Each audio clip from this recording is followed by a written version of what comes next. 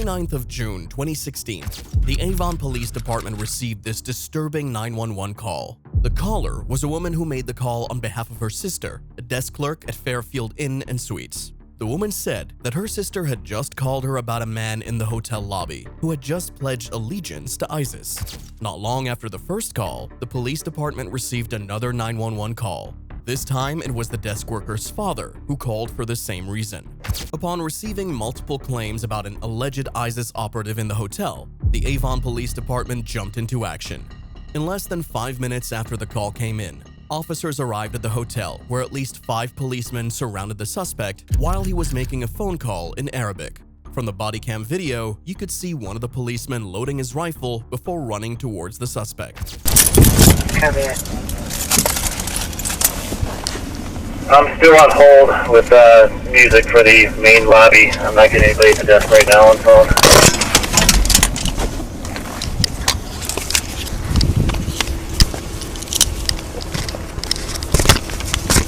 When they're ready.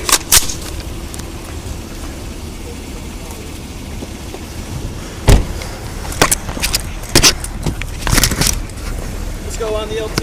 Stack up. There he is. There he is. Right there.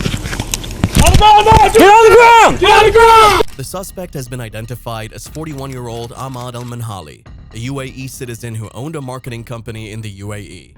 The Emirati flew into the US 2 months earlier to receive treatment for several medical conditions, including stroke. However, al-Manhali needed to change his apartment and went to Fairfield, where he asked the desk clerk for recommendations for extended stay hotels.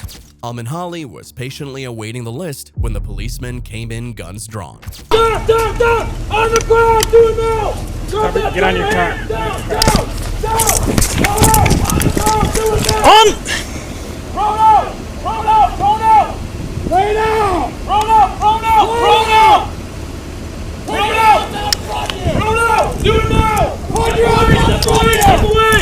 On me! Got you. I'm on you. Stand in front of me. Get in front of me. Just yell. Come behind you. Austin. Head straight out in front of you. Don't Behind you. move. Austin, go in. Grab his hands. Cuff him up. We're You cover. understand? Get You that phone away. What Get that phone away. Cover the entrance, LT. Get your back. Yeah, what to do? Go. All right, you got his arm? Grab that arm. You good? Yep. 37, and we have 1 detained, just 1. We're in the main entrance. So I'm going to bring that cruiser right here, and we're going to put him in. Pull up. Want us to check him first? What to do? All right, turn to your left, or your right. Turn to your right. During the encounter, al-Manhali maintained his innocence and told them he was a tourist.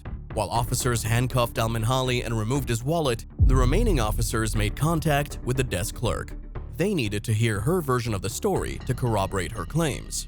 However, after hearing her out, they realized they had falsely detained an innocent man. Avon or Illyria, he wanted a month's stay.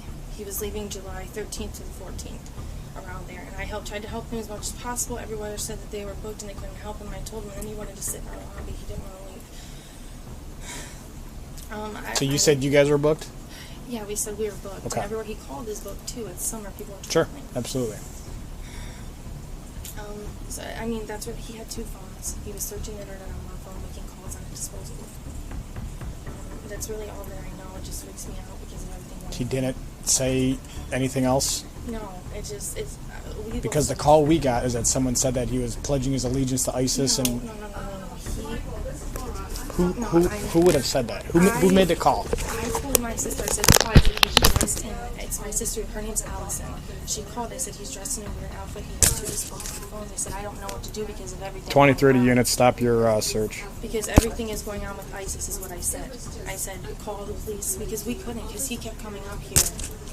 Stand down, stand down, stand down. I'm so sorry. It's because he kept coming up here and asking questions and stuff like that, and we couldn't. Okay, well, unfortunately, the call that came to us was that he was screaming, pledging his allegiance to ISIS and waving his phones around. That's a very big, different picture than what happened. Apparently, the only correct information relayed during the 911 call was that he was holding multiple phones. Other information was based on profiling, since the Emirati was wearing a kandura, the traditional white robe of the people of UAE. Having realized that Al-Minhali was unarmed and posed no threat, they proceeded to uncuff him. Got it.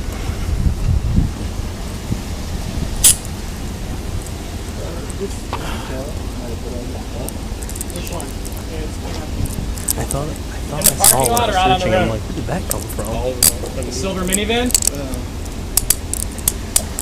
Recall that Al-Minhali was in the United States for medical reasons. It didn't take long before he began to manifest signs that confirmed that he was not in good health, and the unexpected arrest had taken a toll on him. Could explain to him why we did what we did. That's my main concern. We'll apologize tenfold, but if I just need him to. Oh, well, he just passed out on me. So After passing out, a paramedic who had been called to treat the desk worker for panic attended to him. He was eventually lifted onto a stretcher and wheeled into an ambulance, which took him to the hospital for proper care. All right, boss, I'm gonna sit you up here. We couldn't explain it because he How you feel? That good? Not good? All right, I'm gonna grab your wrist, boss. I'm gonna stand you up, and we're gonna move you to this cot. You got me? how the call came in. Just want to grab his leg. The squad's going to be taking him to get checked out.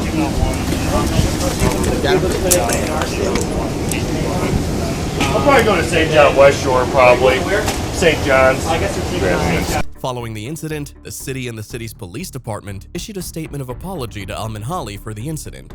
However, the incident soon became an international issue. Foreign businessman in Ohio wearing a traditional robe and headscarf falsely accused of being a terrorist. A call reporting him to 911 prompting a police takedown, and that triggered international outrage. Here's ABC's Clayton Sandell. The businessman filed a lawsuit against the hotel and was seeking an undisclosed amount in damages. The lawsuit claimed that he was falsely accused because he was wearing a traditional dress and was speaking Arabic.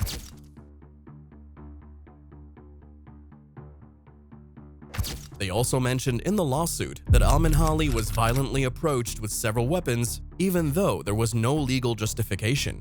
The lawsuit also claims the arrest caused Al-Minhali physical pain.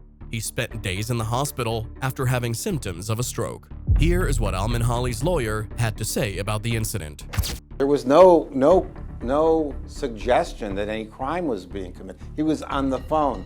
They didn't like the way he looked. They didn't like the way he talked. But he was in a public place, and he had a right to be there, and he was engaged in business. After carefully reviewing the incident, the Avon Police Department concluded that the police followed the procedures and protocols, adding that they responded based on the information they had at the time. In September 2019, 3 years after the incident, Al-Minhali's lawyer and the Fairfield Hotel management reached an agreement on the false 911 reports and decided to settle before the case was scheduled to go to trial. Details of the settlement were not revealed to the public. However, the Emirati businessman's lawyer said that they received a significant settlement with respect to the incident.